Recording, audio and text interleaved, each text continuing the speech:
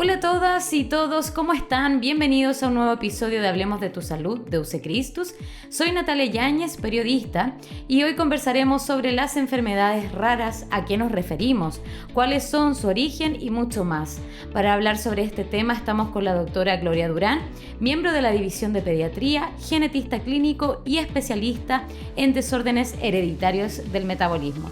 Doctora, bienvenida a nuestro podcast y gracias por participar con nosotros. Hola Natalia, agradezco mucho la oportunidad de hablar de este tema.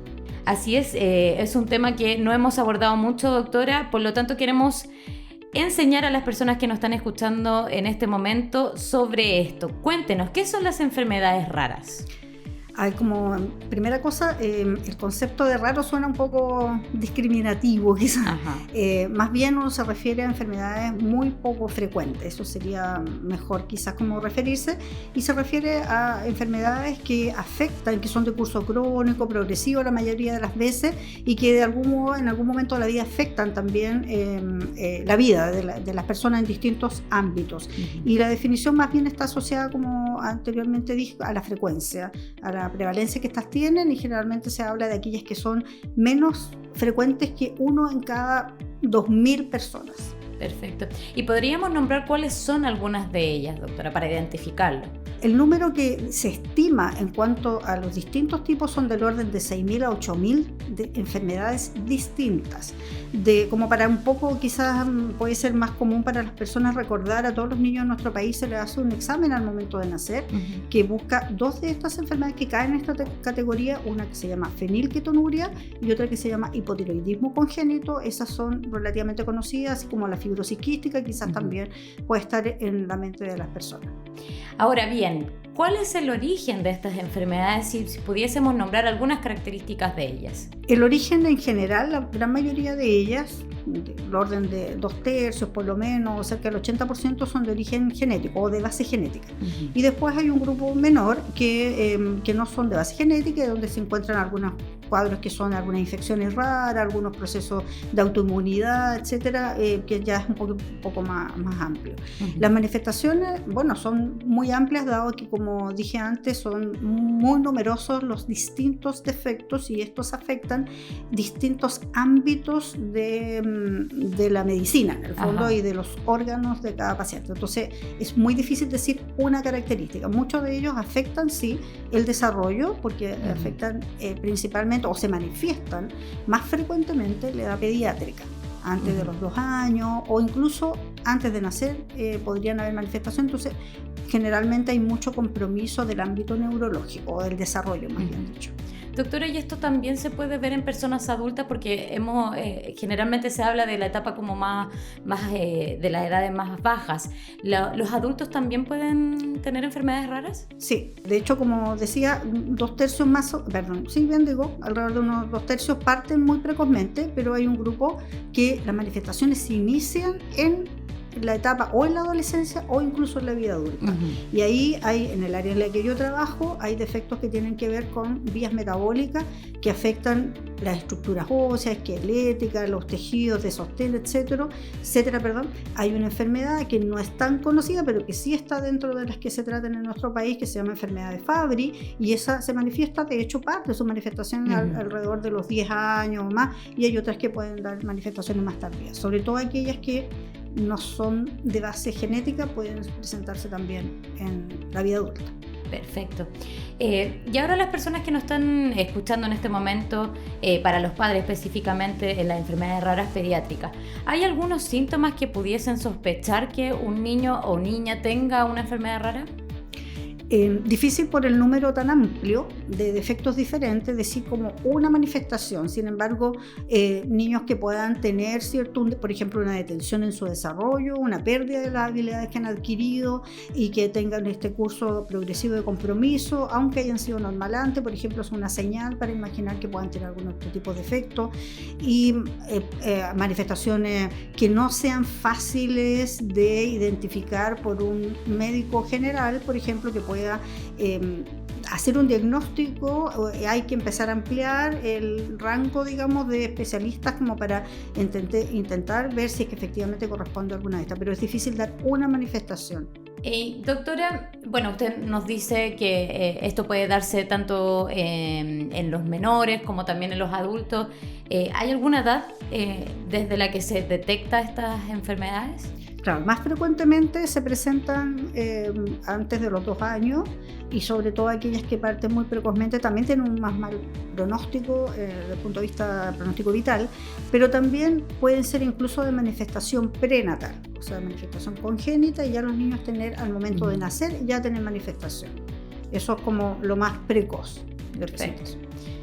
¿A quiénes deben recurrir los padres de los niños con enfermedades raras? Me refiero a algún especialista, por dónde partir. Claro, eso va a depender de cuáles son las manifestaciones centrales de esa enfermedad, ¿cierto? Porque si las manifestaciones son más bien del ámbito neurológico, lo razonable es que lo vean neurólogos. Y también nunca perder la posibilidad de buscar segundas opiniones, porque volviendo a que son enfermedades poco frecuentes, es difícil a veces que todos conozcan toda la gama de defectos y por lo tanto es importante. Ahora, si las manifestaciones son más bien del ámbito gastroenterológico, porque el hígado no le funciona bien o cierto u otro órgano, hay que dirigirse primero al especialista donde las manifestaciones son más centrales y de ahí ampliar el espectro, digamos. ¿Cuáles son los principales problemas a los que se enfrentan las familias con personas que tienen enfermedades raras? En términos generales, ¿qué podríamos decir? El estar frente a una enfermedad poco frecuente ya es un problema. Hay varios problemas como la falta del acceso al diagnóstico, lo que se denomina como la odisea diagnóstica, ¿cierto? Un proceso largo en que los padres a veces dan muchas vueltas o la persona adulta que está con las manifestaciones para finalmente llegar a un especialista o a un equipo de especialistas que pueda finalmente llegar al diagnóstico. Hay poca información científica asociada a esto por la misma razón anterior, porque son muchos defectos y poco frecuentes y cuesta reunir pacientes como para poder hacer una historia natural. Hay falta también de centros de atención donde uno pueda dirigir los pacientes más centradamente. Y bueno, calidad de vida, por supuesto, muchos problemas a los que se van a enfrentar los padres. Me imagino también que hay un tema como de desgaste también emocional.